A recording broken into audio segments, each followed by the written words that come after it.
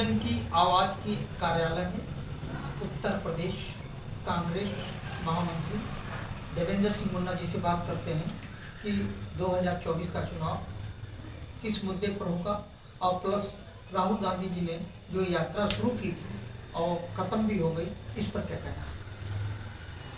देखिए, आपने मुद्दे की बात की तो कांग्रेस पार्टी और विपक्ष का जो अलायंस है इंडिया गठबंधन, उसके मुद्दे एकदम स्पष्ट हैं।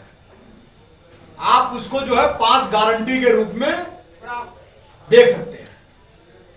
वो राहुल जी ने पूरे 10,000 किलोमीटर की जो यात्रा की, दोनों यात्राओं में खासकर उनकी न्याय यात्रा जब की है उन्होंने जो है, तो नौजवानों को न्याय, महिलाओं को न्याय, किसानों की न्याय, भागीदारी न्याय किस तरीके से वो करेंगे, वो एजेंडा एकदम क्लियर है। और ये जो दो ध्रुवों के बीच में जो है 24 का चुनाव है, वो भी एकदम स्पष्ट है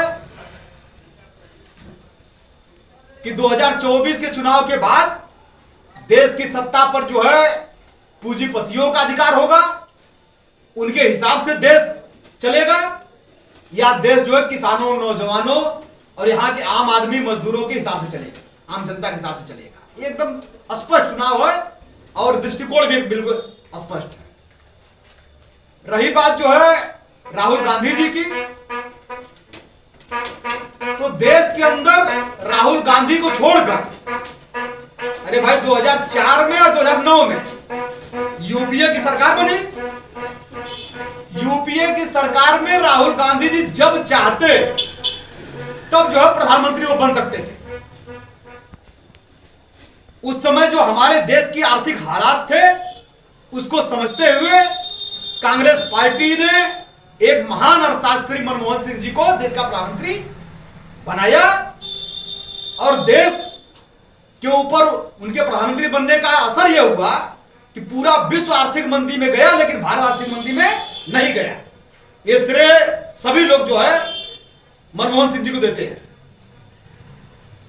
कोई इस वर्तमान राजनीतिक परिवेश में भारतवर्ष के अंदर कोई दूसरा नेता बताइए, किसी दल का कोई नेता जिसके पास प्रधानमंत्री बनने का अवसर था,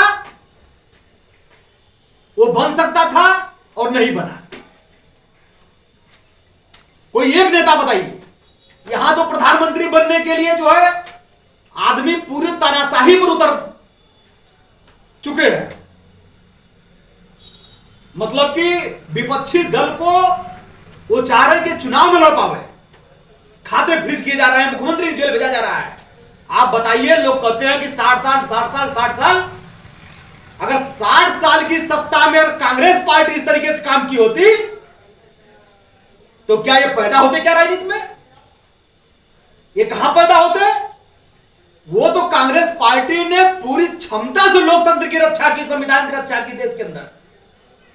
तब ये जो घूम घूम कहते हैं कि चाय बेचने वाला हूं, चाय बेचने वाला हूं, चाय बेचने वाला प्रधानमंत्री बन गया, ये कांग्रेस की देन है कि लोकतंत्र और संविधान की रक्षा कांग्रेस पार्टी ने किया 60 सालों तक। तब एक चाय बेचने वाला देश का प्रधानमंत्री हो गया, जो बातों कहते हैं।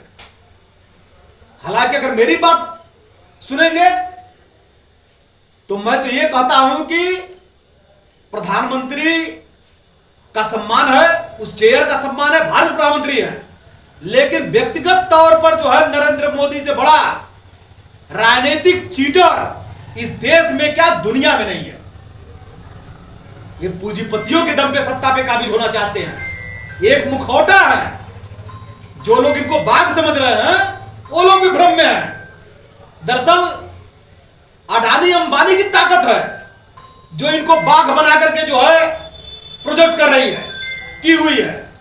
ये सत्ता नरेंद्र मोदी नहीं चला रहे हैं, ये सत्ता देश के चंद पूंजीपति चला रहे हैं। और यही चीज मैं बार बार कहता हूं कि देश के लोगों को यह तय करना पड़ेगा कि भारतीय लोकतंत्र में देश की सत्ता अडानी और अंबानी चंद पूंजीपति चलाएंगे।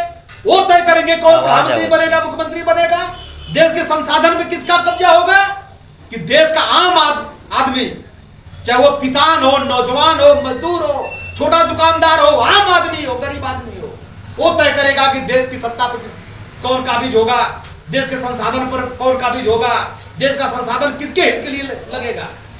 25 लाख करोड़ से ज्यादा पूंजीपतियों का कर्जा माफ किया इस सरकार ने।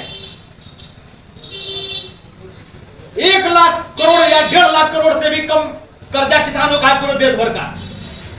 73,000 करोड़ मनमोहन सिंह ने कर्जा माफ किया, पूरे देश किसानों का कर्जा माफ हो गया। मात्र 1.5 लाख करोड़ कर्जा जो है पूरे देश भर के किसानों के ऊपर है। 25 लाख करोड़ पूंजीपतियों का माफ करने वाला व्यक्ति किसानों का कर्जा क्यों नहीं माफ करता? एमएसपी गारंटी क्यों नहीं देता? ये सवाल है देश के साथ। महामंत्री जी, एक सवाल और है। अभी सत्ता पक्ष के लोग कह रहे हैं कि महंगाई नहीं है, इस पर क्या कहना है? मैं तो आप ही से पूछता हूं, 450 रुपए सिलेंडर की कीमत थी, तो इनकी एक महिला नेत्री है, वो सिलेंडर सर पर रख के डांस करती थी। आज 1100 रुपए सिलेंडर मिल रहा है हमको और महंगाई नहीं दिख रही है। आप कोई भी खाद्य पदार्थ उठा के देखिए,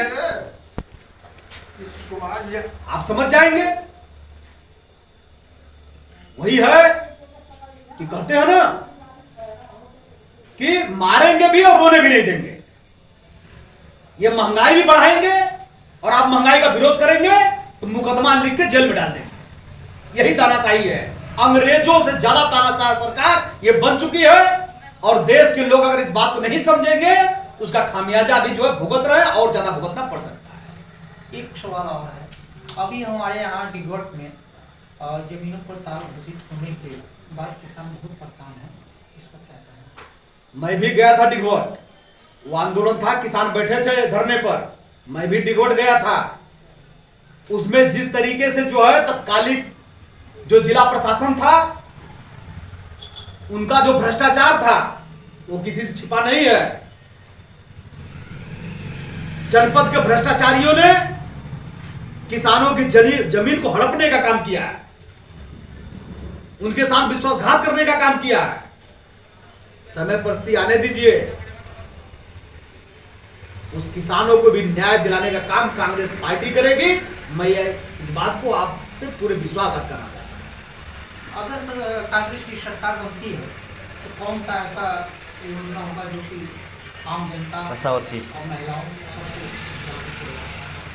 आप जो है जो कांग्रेस पार्टी ने गारंटी दिया है उस गारंटी को पढ़ लीजिए।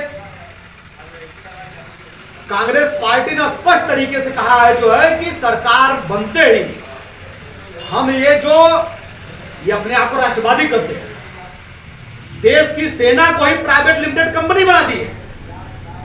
कांग्रेस पार्टी सत्ता में आते ही अग्निवीर योजना को समाप्त करेगी और पूर्णकालिक सेना में भर्ती करना प्रारंभ करेगी। कांग्रेस पार्टी जो पेंशन जो है सरकारी कर्मचारियों का बंद हो गया है वो बहाल करने का काम करेगी। प्रत्येक महिला के खाते में, हर परिवार के एक महिला के खाते में 1 लाख रुपया सालाना भेजने का काम करेगी। इस तरह की तमाम योजनाएं नौजवानों को नौकरी के लिए वो क्या करके देंगे, सारी चीजें कांग्रेस पार्टी की गारंटी में है।